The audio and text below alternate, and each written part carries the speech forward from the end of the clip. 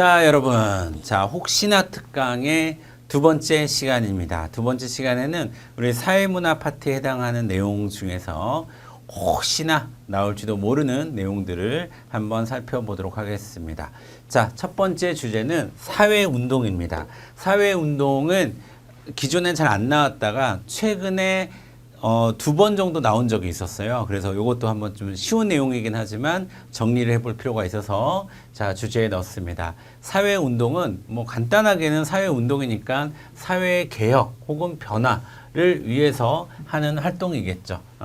자, 그런데 어떻게 여러분이 공부를 하셔야 되냐면 사회운동은 이런 방식으로 발전을 해가는데 이것이 사회운동의 성공과 실패, 성패를 가르는 중요한 기준이 된다. 자, 그러면 사회운동은 일시적인 운동에서 지속적인 운동으로, 동원되는 운동에서 자발적인 운동. 그러니까 이쪽으로 갈수록 좀 더 현대적 의미의 사회운동에 가깝다라는 뜻입니다. 자, 그 다음에 개인적이고 산발적인 운동에서 조직적이고 집단적이고 그 다음에 연대활동을 한다. 그 다음에 네 번째로 이념적인 운동에서 이념, 지향적인 운동으로 발전을 해 나간다.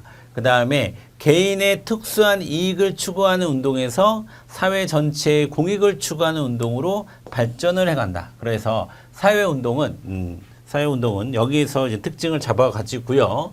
자, 먼저 자발적이어야 하고 지속적이어야 하고 집단적이어야 한다라는 것들이 나오잖아요. 자, 다 이런 얘기를 지금 하고 있는 거예요. 그렇죠? 자, 그러니까 사회운동은 여기에서 이쪽 방식으로 발전을 해간다. 이렇게 발전을 해갈 때 우리가 사회운동으로 이야기한다. 이렇게 정리하시면 되겠습니다. 또 하나는 자, 사회운동은 이것도 출제 포인트가 될 수 있어요. 어느 방향으로 변화를 추구하는 것도 사회운동이지만 어떠한 그와 반대로 변화를 변화에 대항한다. 즉 뭔가를 유지하기 위한 보수적인, 그러니까 이건 진보적인, 이건 보수적인 그런 운동도 사회운동의 개념에 포함된다. 넓은 의미에서. 자, 이렇게 정리하시면 되겠습니다. 되셨죠? 여러분들 이 뒤쪽에 초점을 많이 맞춰주시면 되겠습니다. 자, 그 다음 주제 로렌츠 곡선과 지니계수. 이것도 예전에는 저희 기본서에도 있고 그랬었는데 이게 하도 안 나오다 보니까 빠졌어요. 근데 최근에 사회 불평등을 얘기할 때 로렌츠 곡선과 지니계수를 얘기가 출제가 한 번 정도 된 것 같아요. 그래가지고 최근에 근데 뭐 깊이 있게 되지는 않았는데 거론되는 정도였습니다. 그래서 선생님 로렌츠 곡선이 뭐예요? 지니계수는 뭐예요? 라는 질문이 너무 많아가지고 그것 좀 한번 정리를 한번 해드릴게요. 자, 로렌츠 곡선이랑 지니계수는 일단 무슨 목적인지를 알아야 돼요. 무슨 목적이냐면 소득 분배의 불평등 정도를 재는 거다. 다시 소득의 불평등 정도를 재는 방식이다. 그래서 로렌츠 곡선은 말 그대로 그래프고 지니계수는 말 그대로 수치입니다.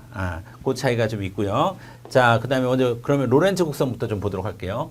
자, 로렌츠 곡선은 인구 누적 비율과 그들이 차지하는 소득의 누적 비율 간의 관계를 그래프로 나타낸 것입니다. 그러니까 자, 보면은 이쪽이 인구, 이쪽이 소득 이렇게 되는 거예요. 그래프에서. 자, 그다음에 그러면 인구의 10%가 10%의 소득을 갖고 있어요. 이거 20이라고 20으로 합시다. 20%가 20을 갖고 있어요. 40%가 40을 갖고 있어요. 인구의 뭐 60%가 60을 갖고 있어요. 80%가 80을 갖고 있어요. 뭐 90%가 90을 갖고 있어요. 이러면 자, 요런 상황이라면 이거는 완전히 평등한 상황이잖아요. 그렇죠? 그래서 가로축은 인구를 이제 백분율로 100%로 이렇게 쭉 정리를 한 거고요. 이거는 인구. 그다음에 요거는 소득입니다. 자, 그러면 요거는 완전 평등한 선이겠죠. 이 45도 대각선은. 완전 평등한 선이에요. 자, 그럼 로렌츠 곡선은 근데 그렇게 되진 않아요. 자, 인구의 뭐 한 40%가 20%의 소득밖에 못 갖고 있고, 뭐 예를 들어서 자, 인구의 80%가 한 요 정도 60%의 소득을 갖고 있다. 뭐 그러면 여러분 이렇게 이렇게 되면 요 선을 딱 맞춰서 인구의 몇 %가 어느 정도 갖고 있다. 어느 요 퍼센트 맞춰서 요 점들을 쭉 이은 거를 뭐라고 한다? 로렌츠 곡선이라고 얘기를 하는 거예요. 자, 다시 제가 깔끔하게 한번 그리면 자, 요쪽이 인구, 요쪽이 소득. 자, 그리고 요렇게 되면 완전 평등한 선이다. 완전 평등하다. 완전 평등이다. 그래서 완전 평등선이라고 불러요. 자, 그러면 로렌츠 곡선이요. 여러분 만약에 요렇게 생겼어요. 그러면 이거는 평등한 거의 완전 평등선과 가까운 거죠. 근데 로렌츠 곡선이 이렇게 생겼어요. 그러면 이거는 거의 여기랑 붙은 거니까 여기랑 붙은 거면 불평등한 거예요. 자, 그러니까 뭐냐면 인구의 한 90%가 10%도 못 갖고 있는 거예요. 만약 요런 그래프가 로렌츠 곡선이 이렇게 그려져 있다고 한다면 로렌츠 곡선은 점점 이렇게 벽에 붙을수록 어떻게 되는 겁니까? 불평등하게 되는 거고, 자, 점점 이렇게 요로 완전 평등선에 붙을수록 평등해지는 거고, 그렇죠? 자, 그게 바로 로렌츠 곡선입니다. 그래서 로렌츠 곡선은 자, 완전 평등선보다는 항상 아래로 볼록한 형태를 띄울 수밖에 없어요. 완전 평등한 사회는 없으니까요. 너도 100만 원 갖고 있고 나도 100만 원 갖고 있고 우리 모두가 다 100만 원씩 갖고 있어. 인구의 10%가 100만 원 갖고 20%가 200만 원 갖고 있고 그런 사회는 없다라는 거예요. 자, 그래서 곡선이 완전 평등선과 멀어질수록 여기서 가까이 갈수록 평등한 거고 멀어질수록 이렇게 될수록 여기 멀어질수록 여기 직각과 만날수록 불평등한 선이 되는 겁니다. 아시겠죠? 그러니까 로렌츠 곡선은 이렇게 그래프로 평등함과 불평등함을 나타내는 겁니다. 자, 그러면 진위계수는 뭐냐? 진위계수는 이 로렌츠 곡선을 활용한 거예요. 자, 그래서 로렌츠 곡선이 이렇게 있고 여기 완전 평등선이 있잖아요. 그러면 로렌츠 곡선이 이렇게 그려져 있다. 이렇게 되면 진위계수는 어떻게 구하냐면 자, 요 삼각형분의 요 삼각형분의 로렌츠 곡선의 면적 여기의 면적을 구하는 거예요. 뭐 이게 면적. 자, 그거를 저는 이제 완전 평등선과 로렌츠 곡선 사이의 면적이라고 얘기하는데, 자, 그러면 요 삼각형의 면적분의 그래서 진위계수는 삼각형의 직각삼각형의 면적분의 부채꼴 이렇게 구하는 거예요. 아시겠죠? 자, 요 삼각형의 면적분의 요 부채꼴의 면적입니다. 자, 그러면 제가 불평등할수록 어디로 간다고 그랬죠? 여기랑 가까워진다고 그랬죠. 그럼 로렌츠 곡선의 이 부채꼴의 면적이 커지고 급기야는 요것과 같아지겠죠. 그러면 요것과 요 모양이 같다 라고 하면 이게 1이 나오겠죠. 그렇기 때문에 진위계수가 1에 가까울수록 분배가 불평등한 상황인 거예요. 그 다음에 거꾸로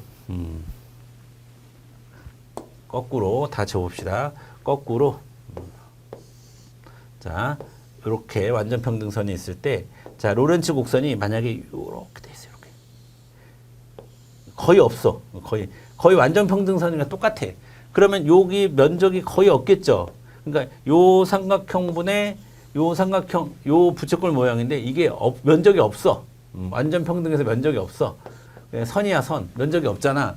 그러면은 완전 평등한 상황이라는 거예요. 그러면 여기가 면적이니까 여기가 0의 값이 나올 거고, 그러면 전체가 0이 나오겠죠. 그러면 진위계수는. 그래서 진위계수는 이게 중요해요. 0에 가까울수록 소득 분배가 평등한 겁니다. 그 다음에 1에 가까울수록 소득 분배가 불평등한 거고요. 그래서 일반적으로 우리가 어떻게 계산하냐면 진위계수가 0.4 이상이면 0.4 이상이면 즉 이게 요 부채꼴의 크기가 이렇게 점점 커진다 해서 이게 만약에 이거가 100이고 이게 40을 넘어가면 이게 그러니까 요 부채꼴의 모양이 커지면 이렇게 커지면 불평등이 높은 상태로 봅니다. 기준을 0.4로 한다. 여기까지 여러분이 정리해 두시면 되겠습니다. 아시겠죠? 어렵지 않죠, 여러분?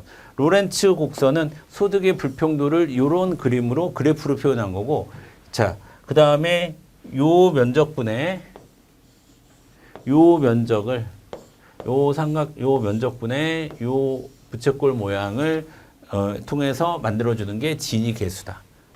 그래서 이게 1에 가까우면 자, 불평등한 거고 0에 가까우면 평등한 거다. 요걸만 여러분이 정리해 주시면 되겠습니다.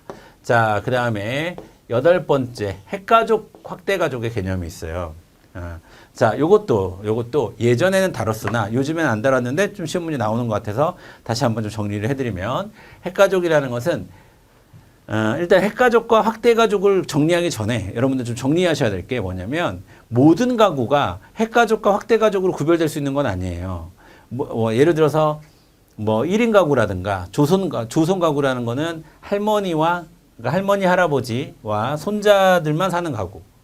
그러니까 한 세대가 건너뛰는 그런 가구를 우리가 조선 가구라고 얘기하는데, 자, 이런 가구들은 우리가 여기 모두에 포함되지 않아요. 핵가족에도 포함되지 않고 확대가족에도 포함되지 않아요. 보통 기타 가구로 분류가 됩니다. 자, 근데 핵가족이라는 것은 일단 부부가 있어야 돼요. 부부가 있고, 그 다음에 부부와 미혼 자녀까지가 핵가족이에요. 그 다음에 부부가 있고 기혼 자녀가 있다? 그러면 그때부터 확대가족이에요. 그리고 기혼 자녀의 자녀까지 있다? 그러면 3세대잖아요. 그리고 그 자녀가 또 성장해서 또 결혼해가지고 또 자녀가 있다? 그러면 4세대잖아요. 이런 식으로 전체를 확대가족이라고 하는 거예요. 그러니까 3세대 이상 가구니까. 근데 여기는 당연히 한부모는 포함돼요. 한부모는. 여기서 제가 여기 미혼 자녀가 있는데 한 세대, 한부모야. 이혼 자녀야. 그래도 그건 가능해. 핵가족이 될 수 있어요. 이것도 마찬가지고. 자, 어쨌든 한부모 가구냐 그렇지 않느냐는 그렇게 중요한 게 아니고, 1세대냐 그리고 2세대가 이렇게 두 개가 구분이 된다는 게 중요해요. 그러니까 2세대 가구는 확대 가구다? 아니죠. 2세 가구는 핵가구다? 아니다. 그러니까 2세대 가구는 핵가족이 될 수도 있고 확대 가족이 될 수도 있다. 요게 중요해요. 그래서 요거를 여러분이 좀 정리 좀 하시라고 제가 300지에 있는 문제인데 한번 가져와 봤습니다. 자, 무슨 말이냐면, 자, 이걸 수치로 보면 이렇게 됩니다. A 지역의 확대 가족의 비율은 8.1이다. 그러니까 요거 두 개를 합친 값이잖아요. 요거 두 개를. 8.1이다. 그래서 5.0이다. 이렇게 얘기하는 거잖아요. 근데 아니에요. 왜냐하면 기타 가구에 4세대 이상 가구가 포함이 됐기 때문에, 자, 기타 가구 안에 4세대 이상 가구가 있기 때문에 확대 가구는 어느 정도의 비율인지를 몰라요. 여기에 이 15.2% 안에 어느 정도가 확대 가구인지 어느 정도가 1인 가구인지를 몰라요. 그래서 이건 틀린 선지가 되는 거예요. 그러니까 확대 가구의 개념은 자, 앞에서 봤듯이 3세대 가구가지가 아니라 3세대 이상이 다 포함되는 거예요. 확대 가구에. 자, 그렇기 때문에 이렇게 1번처럼 얘기하면 안 돼요. 그래서 이것도 틀렸고요. 그 다음에 B 지역의 핵가족의 비율은 62.4인데 요것만 얘기한 거잖아, 지금. 근데 요것만 얘기하면 안 되죠. 왜? 부부가구도 이거 합쳐줘야죠. 그렇죠? 그래서 이것도 틀렸고. 그 다음에 1990년의 경우 A 지역의 확대 가족의 수가 핵가족 수보다 많다라고 했는데, 자, 이것도 알 수가, 확대 가족 수를 모르니까 알 수가 없는 거죠. 자, 그 다음에 2010년의 경우 1세대 핵가족 수라고 이렇게 얘기하잖아요. 그러면 뭐 얘기하는 거예요, 여러분? 요것만 얘기하는 거예요. 요것만. 부부가구만. 그러면 요거는 알 수가 있는 거죠. 자, 그리고 자, 핵가족 수가 2010년도에 A 지역은 10,000명의 11%예요. 11.8%예요. 그리고 여기는 2,500명의 14.2%예요. 그러면 뭐 이 수가 더 큰 거죠, 당연히. 그렇죠? 자, 이 수가 다 큰 거죠. 이 수는 1,180명이 될 거고, 이 수는 자, 250명이 10%일 거고, 그다음에 5%가 한 4.2%가 한 120명 이렇게 되는 세트니까 한 이건 대략 약 400, 350에서 400 차이가 크잖아요. 그러니까 비율이 크다고 큰 건 아니다. 그 전체 수는 여기 분모가 중요하다. 요게 중요하다. 기준이. 자, 그래서 요거는 알 수가 있는 거예요. 자, 다시 한번 핵가족과 확대가족은 주의해야 될 거 첫 번째. 모든 가구가 핵가족과 확대가족으로 구분되는 건 아니다. 핵가족도 아니고 확대가족이 아닌 가구들도 존재한다. 두 번째, 확대가구는 3세대 이상이기 때문에 4세대, 5세대 다 확대가구가 될 수가 있습니다. 아시겠죠? 자, 그렇기 때문에 또 세 번째, 2세대 가구는 여기 2세대 가구는 요만큼은 여기는 핵가족으로 묶이지만 요렇게 여기 일부까지는 여러분 여기는 확대, 여기는 핵이잖아요. 그러니까 2세대 가구는 핵도 있고 확대도 있다는 사실 그것도 알아두시고요. 여기가 여러분들 문제 푸는데 핵심 포인트가 되겠습니다. 되셨죠? 다음 주제. 자, 다음 주제는 이런 게 나왔어? 라고 우리가 막스라고도 하고 뭐 우리가 마르크스라고도 얘기하는데, 자, 마르크스는 인류의 역사에 아주 지대한 큰 영향을 미친 철학자이자 사회학자이자 경제학자라고 볼 수가 있어요. 그래서 어쨌든 이 마르크스의 사상의 기초에서 뭐 사회주의 국가, 공산주의 국가들이 만들어졌기 때문에 자, 영향력이 굉장히 큰 사람입니다. 대표적인 저서로는 자본론, 뭐 공산당 선언, 뭐 이런 것들이 있죠. 근데 이 마르크스의 이론이 작년인가요? 대구 시험에 툭 나왔어요. 그리고 특히 이게 노동소외 이론이라는 게 갑자기 나왔어요. 자, 막스는 노동소외 이론이라는 걸 얘기합니다. 노동소외 이론은 뭐냐면, 그러니까 마르크스는 기본적으로 자본주의를 비판하는 사람이에요. 그렇기 때문에 자본주의의 생산 양식이 노동자로 하여금 노동으로부터 소외되게 만든다. 이게 이제 노동소외 이론인데, 자, 뭐가 있냐면, 자, 생산물로부터의 소외가 있고요. 그 다음에 노동 생산 과정에서부터의 소외, 인간 본성으로부터의 소외, 타인 또는 동료로부터의 소외, 이 네 가지 소외를 얘기했습니다. 그래서 이 네 가지 소외에서 다음에 해당하는 건 무엇인가요? 이런 식으로 시험에 나왔어요. 먼저 생산물로부터의 소외는 뭐냐면, 노동자가 만약에 명품을 만든다고 생각해 보세요. 노동자가 명품을 만들지만 그 내가 만든 노동 생산물을 내가 소유할 수는 없죠. 그러니까 내가 만든 물건에 대해서 내가 소외를 당하는 거예요. 그렇죠? 자, 이런 거 얘기하는 거고, 그 다음에 생산 과정으로부터 소외. 그러니까 생산 과정을 내가 결정할 수가 없어요. 노동행위를 이렇게 할지 저렇게 할지를 내가 결정할 수 없어. 나는 그냥 기계처럼 움직일 뿐이야. 자, 그렇기 때문에 노동행위로부터의 소외가 되고, 그 다음에 인간이라고 하는 것은 노동도 하지만 노동 위에 각종 창의적인 활동 같은 거를 해야 인간이잖아요. 인간 본성에 안 맞다라는 거예요. 노동의 행위 자체가. 그래서 인간 본성으로부터도 소외되고, 그 다음에 노동을 통해서 다른 동료들과 같이 이제 어울리고 해야 되는데 동료들과 경쟁자가 되거나 적대적인 관계가 되거나 하는 경우도 있다. 그래서 자, 요 네 가지 형태의 노동 소외론을 막스가 혹은 마르크스가 이야기한 적이 있다. 요 정도를 여러분이 정리해 주시면 되겠습니다. 자, 마찬가지입니다. 마지막 테마. 베버라고 하는, 베버는 우리 이제 많이 나오죠. 베버는 우리가 배우는 관료제의 이론을 만든 사람이기도 하고, 계급 이론은 우리가 마르크스의 이론이라고 한다면 계층 이론이 바로 베버의 이론이죠. 그리고 베버는 사회 실제론자로도 출제가 많이 되고요. 그렇죠? 자, 이 베버라는 사람이, 근데 또 하나 베버라는 사람이 권위 또는 지배 이론이라는 걸 만들었어요. 그래서 다음 중 베버의 뭐 권위 이론에 해당하지 않는 것은 뭐 이런 식으로 시험 문제 나온 바 있습니다. 막스 베버라는 사람인데 헷갈리면 안 돼요. 이 사람은 뭐 아까 그 사람은 마르크스고 이 사람은 베버야. 그러니까 막스라고 안 불러. 같은 막스니까 좀 헷갈릴 수 있는데 영어도 이렇게 철자도 달라요. 그래서 그냥 마르크스 베버 이렇게 구분하세요. 막스 베버 이렇게. 아깝게 막스 이런 사람 베버, 이 사람 베버. 자, 근데 둘 다 독일 사람이라서 좀 헷갈리긴 할 텐데. 자, 권위의 세 가지 분류라고 해서, 자, 권위를 세 가지로 나눴어요, 이 사람은. 그래서 전통적 권위라는 게 있고, 합리적, 합법적 권위가 있고, 카리스마적 권위가 있다. 전통적 권위라고 하는 것은, 자, 내가 왕이 되고 내가 지배자가 되는 거는 우리 아버지가 왕이기 때문이다. 그래서 왕정시대의 왕권이라든가, 그 다음에 내가 남자로 태어나서 내가 아빠니까, 이 집의 가장이니까 내가, 내 마음대로 해야 돼. 텔레비도 내 마음대로 볼 거야. 이런 게 전통이라고. 그러니까 이게 원래 그러는 거야. 이게 전통이야. 어디 어른한테 예의 없이. 이런 식으로 하는 게 전통적 권위라는 거예요. 자, 그 다음에 합리적 권위, 합법적 권위. 어떤 사람이 대통령이야. 그러면 대통령을 뭐 내가 싫어하는 대통령이든 좋아하는 대통령이든 어쨌든 국민들의 민주적인 의사결정 과정에서 뽑힌 대통령이면 우리가 존중은 하잖아요. 그렇잖아요. 그런 게 합리적이고 합법적인 거예요. 현대사회에서 정부나 기업들.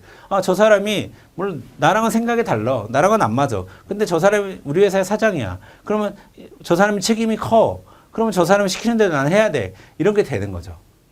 뭐 남자분들은 군대라든가 뭐 이런 것들 보면 이런 게 다 합리적이고 합법적으로 형성된 권위라는 거예요. 그래서 여기에서 막스는 관료제라는 이론을 만들어낸 거예요.